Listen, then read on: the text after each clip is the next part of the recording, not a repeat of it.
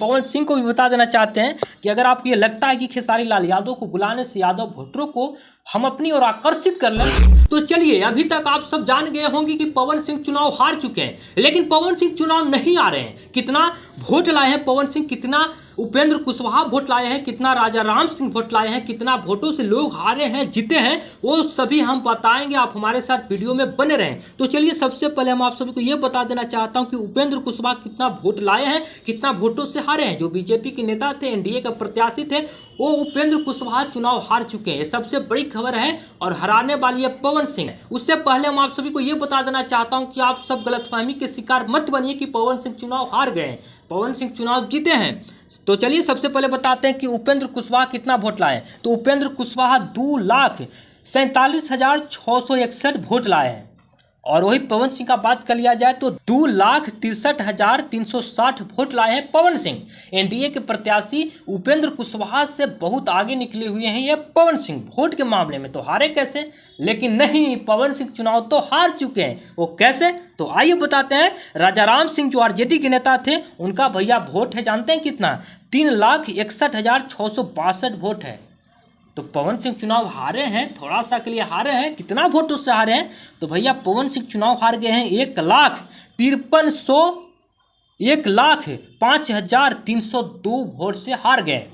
वही जब उपेंद्र कुशवाहा का बात कर लिया जाए तो उपेंद्र कुशवाहा भी हार चुके हैं 1,21,021 वोटों से।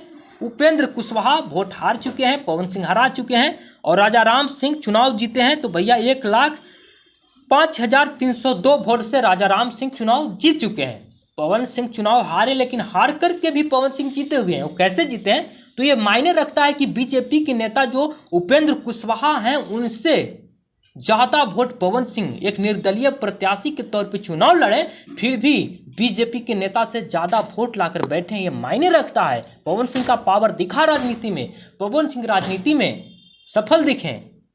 कहा जाता है कि लोग ये नारे लगाते थे कि चली पवन तो रोकी कवन। रुक गए हैं पवन सिंह, लेकिन फिर भी पवन सिंह बहुत आगे हैं वोट के मामले में।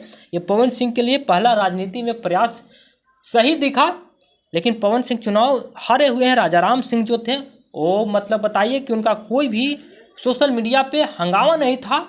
हंगामा उनका मेन था ज़मीनी स्तर पे। ज़मीनी स्तर पे राजा राम सिंह के वोट काफ़ी ज़्यादा मिले हैं।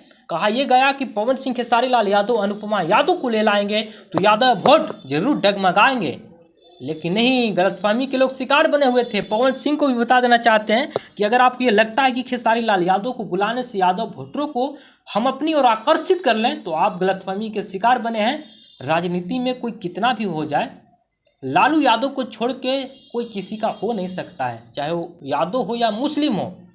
किसी के माइक के लाल में हिम्मत नहीं है जो यादव वोटर और मुस्लिम वोटर को अपनी ओर आकर्षित कर लें। खेसारी लाल यादव है अपनी जगह पे। अगर आप चाहिएगा कि राजनीति में खेसारी लाल यादव लालू यादव से बड़ा हो जाए, तो ना, आप गलतफहमी के शिकार बने हैं। लालू यादव और खेसारी लाल यादव में बहुत अंतर है। तो आप सब गलतफहमी के शिकार मत बनिए। पवन सिंह चुनाव हार चुके हैं। सोशल मीडिया पे बहुत हंगामा था कि पवन सिंह चुनाव जीतने जा रहे हैं, कई लाखों वोट से बताया गया, लेकिन ना, पवन के जो हवा था, पवन रोक चुका है।